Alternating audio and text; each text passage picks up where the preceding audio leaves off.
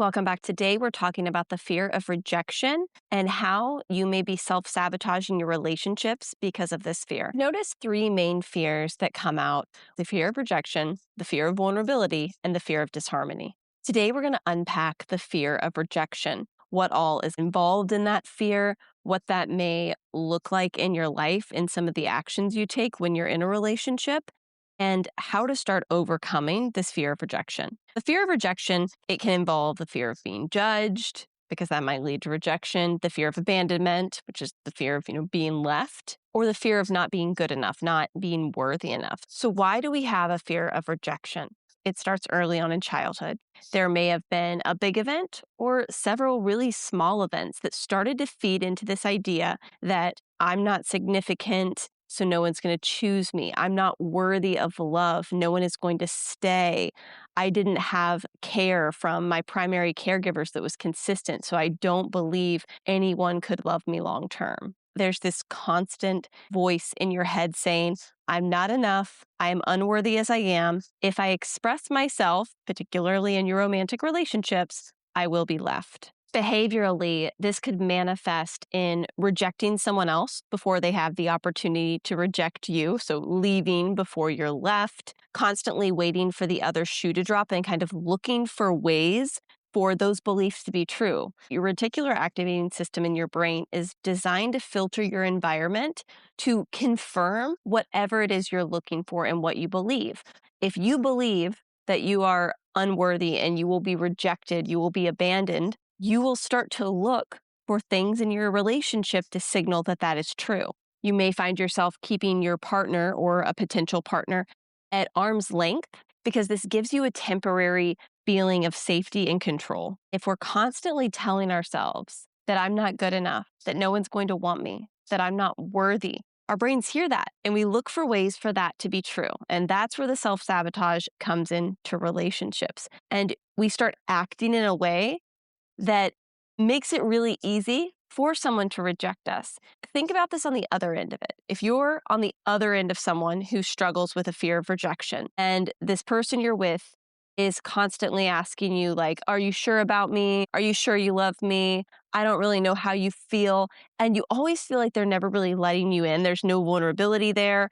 They're not allowing you to get close. Sooner or later, you're likely to walk away from the relationship. You can never be truly intimate with them because their fear of rejection is a force field that is keeping you out. If you're the person who you're like, I have that fear of rejection, it's a self-fulfilling prophecy a lot of the time because your fear is putting a wall around you that love cannot get in. When we boil emotions down to like the bare bones of emotions, we get to two things, fear and love, and they're opposite ends of the spectrum. Love can't grow in an environment of fear. Love cannot live here. So we have to learn to let that force field down and be open to the possibility that you won't be rejected. Be open to the possibility that this person who's new in your life isn't like all the others. If you truly want your current relationship or a new relationship to be one that's lasting and full of love, then we have to be willing to work through our fears and set down the baggage from the past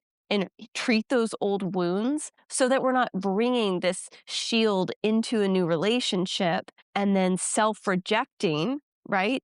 Before the other person even has an opportunity to reject us, because we want that artificial sense of safety so badly. We want to protect ourselves. But at the end of the day, love is the riskiest thing you're ever going to do.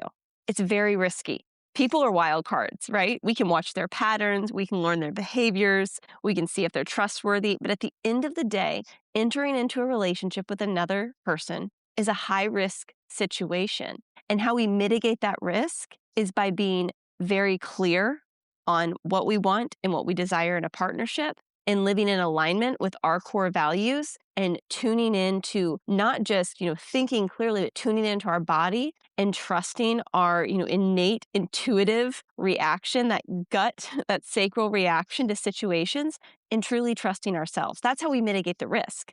We can't control the other person. We can't prevent someone from ever rejecting us or not wanting us. We can't do that. We don't have that kind of control. And if you did have that kind of control in a relationship, it would be a very unhealthy partnership. if you find yourself struggling with that fear of rejection. The exercise I take my clients through, which is this a real fear or an imagined fear? Real fear is something you have evidence for in the relationship you're in, not something related to your past, right? Something in the relationship you're in. Meaning, if you have a fear of rejection, you have a fear your partner is not really committed or they're going to leave, ask yourself, what have they done to show me that this fear is real? Maybe you're dating someone and they are really bad about making plans. They never respond. They're really wishy-washy.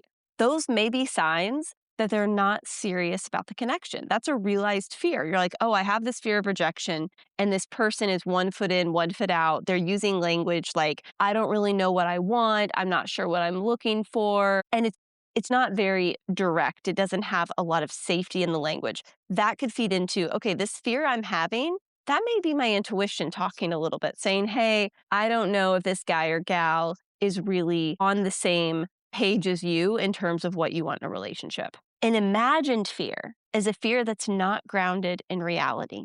It's usually tied to an insecurity, an untreated wound, a bad experience, a traumatic experience, something that's happened in the past, or the stories you tell yourself in your head, especially if you're someone who struggles with overthinking. Imagined fears have nothing to do with what's right in front of us. They have no relation to the relationship in front of us. It's always stuff that's happened in the past or this fear we have of the future. It's not in the present moment. The realized fears are in the present moment, in the present relationship. The imagined fears are mostly the past, if not the future. So ask yourself, is there evidence in this relationship or potential relationship that my fear is real? The answer is no. This is a situation I experienced in the past. If the answer is yes, it may be time to look at treating those untreated wounds or asking yourself, what do I need to let go of? What do I need to forgive? What do I need to explore deeper about my past that has me carrying this baggage into this new relationship? Or maybe the fear is in the future. You're overthinking the what ifs. You find yourself experiencing a lot of anxiety. I really encourage you to develop a meditation practice in your life, something that helps you ground, helps you calm your nervous system, helps you come back to center.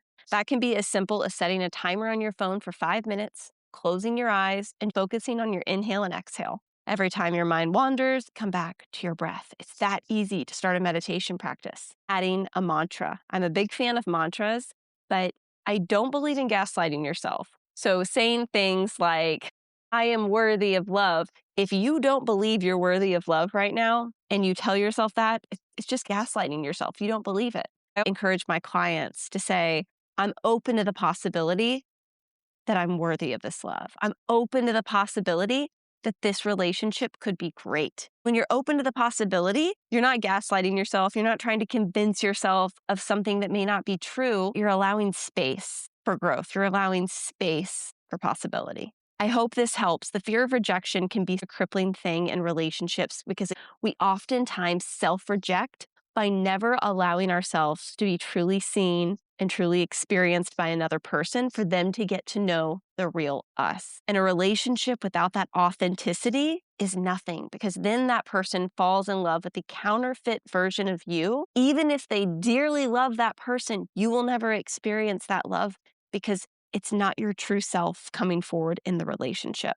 If you're ready to move forward and you would like some support, book with me. I will help you get to the root cause of that fear of rejection so that you treat those old wounds, stop worrying about the future, and can be in the present moment because that is where love lives. Have a great week. I hope you choose growth. If you enjoyed this episode and you're a fan of the show, please subscribe and leave us a review. If you'd like to connect, you can join me over on Substack or follow me on Instagram @LillyRachels. Let's build love that grows.